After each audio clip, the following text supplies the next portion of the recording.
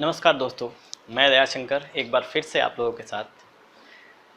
आज का टॉपिक है थर्मोडायनेमिक्स एंड एनर्जी। तो चलिए अपने फर्स्ट चैप्टर को हम लोग आज स्टार्ट करते हैं। अब ये जो चैप्टर है दो टर्म से बना है, देखिए, थर्मोडायनेमिक्स एंड एनर्जी। तो एक रफ वे में पहले समझते हैं कि ये थर्मोडायनेमिक्स क्या है एनर्जी के टर्म्स में। तो थर्मोडायनेमिक्स को ऐसे कहा जाता है, थर्मोडायनेमिक्स को डिफाइन किया जाता है कि it is a science of energy, यानी जो साइंस एनर्जी के बारे में डील करता है उसको थर्मोडायनेमिक्स कहते हैं। आगे हम और डिटेल से इसको देखेंगे, लेकिन अभी इसको देखते हैं कि बेसिकली ये किस तरीके से इन दोनों को डिफाइन किया जाता है। चलिए, तो थर्मोडायनेमिक्स को हम लोग कह दिए साइंस ऑफ एनर्जी। तो फिर एनर्जी क्या है? एनर्जी का देखिए ऐसा कोई प्रिसाइज डेफिनेशन नहीं मिलता है कहीं लिटरेचर में, लेकिन फिर भी हम लोग इसको समझने के लिए अलग अलग तरीके का डेफिनेशन देते हैं। जैसे एक डेफिनेशन नहीं कहिए, समझने के लिए हम लोग ऐसा कह सकते हैं कि ऐसा एबिलिटी जो बॉडी में चेंजेस लाए उसको हम लोग एनर्जी कहते हैं। ठीक है।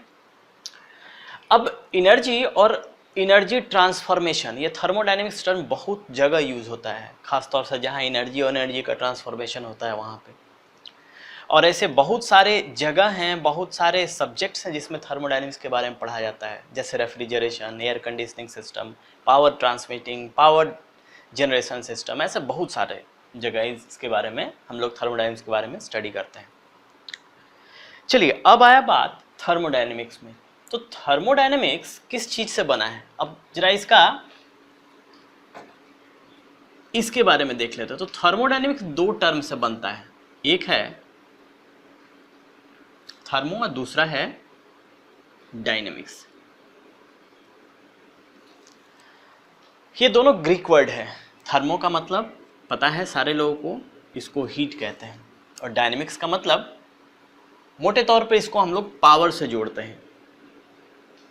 यानी जब शुरुआत में जब ये थर्मोडायनेमिक्स टर्म्स आया था तो एक पावर के संदर्भ में ही इसको लिया जाता था। तो अब फिर से एक नया डिफिनेशन इसका क्या आया?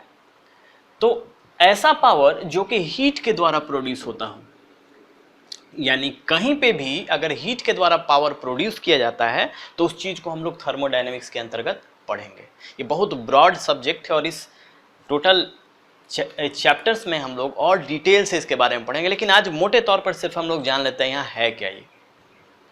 चलिए थोड़ा आगे बढ़ते हैं। और तो अब है कि ये थर्मोडायनेमिक्स एक्चुअली काम कैसे करता है, कौन कौन से लॉज हैं इसमें जो इसको गवर्न करते हैं। तो सबसे और बेस्ट और फंडामेंटल लॉ है जो सारे लोग जानते हैं, law of conservation of energy.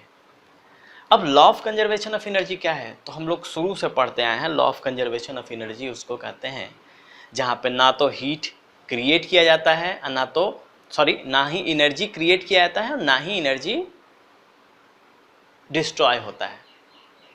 यानी एनर्जी सिर्फ फॉर्म चेंज करता है। कहीं कहीं पे इसको हाई ग्रेड एनर्जी कहते हैं जो लो ग्रेड में चेंज हो जाता है। जनरली ऐसा ही होता है, अगर हमको उससे कुछ यूजफुल चीज निकालना है तो high grade of energy low grade of energy में चेंज होता है। चलिए, अब हाई ग्रेड और लो ग्रेड का क्या मतलब हुआ? तो ऐसे हम लोग समझते हैं, जैसे मान लीजिए फॉर एग्जांपल अगर एक गर्म कप में अगर कॉफी आप डाल कर रख दीजिए तो कुछ देर के बाद देखिएगा कि वो ठंडा हो गया। क्या इसका उल्टा भी ऐसा ही होगा? अगर एक ठंडा कप में आप अगर कॉफी को रख दीजिए तो कुछ देर के बाद ये गर्म होगा क्या? नहीं होगा, ऐसा नहीं होता है।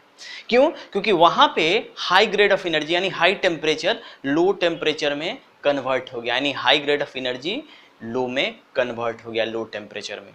ऐसे ग्रेडिंग एनर्जी का आगे क्लासिफिकेशन आगे हम डिटेल से पढ़ेंगे, लेकिन अभी हम लोग समझते हैं ये हाई ग्रेड और लो ग्रेड में कन्वर्शन कैसे हुआ। इसका उल्टा ऐसा नहीं होता है। तो law of conservation of energy ये बोलता है कि एक फॉर्म का एनर्जी दूसरे फॉर्म में चेंज हो जाता है। जैसे एक एग्जांपल से हम लोग समझ सकते हैं, मान लीजिए कि ये कोई एक ऊंचा किसी पर्टिकुलर ऊंचाई पे कोई एक बॉडी को या बॉल को हम लोग रख दिए हैं। अब आप शुरुआत हम लोग एनर्जी से शुरू से ही हम लोग जानते हैं कि अगर कोई बॉडी को स्थिर रख दिया जाए तो उसमें पोटेंशियल एनर्जी उसका ज़्यादा होता है। मानते हैं यहाँ पे इसका पोटेंशियल एनर्जी 10 यूनिट है,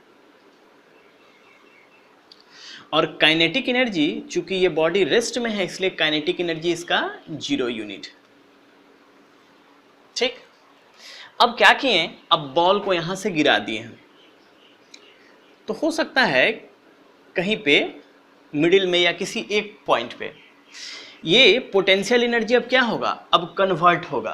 तो कन्वर्ट होगा तो हो सकता है इस जगह पे पोटेंशियल एनर्जी तकरीबन 7 यूनिट रह जाए, और काइनेटिक एनर्जी कन्वर्ट होके कितना आएगा, 10 था तो ये 3 यूनिट, 3 यूनिट रह जाएगा। इसी तरीके से कंटिन्यूअसली कन्वर्सन होता है एनर्जी का। ये law of conservation of energy बताता है।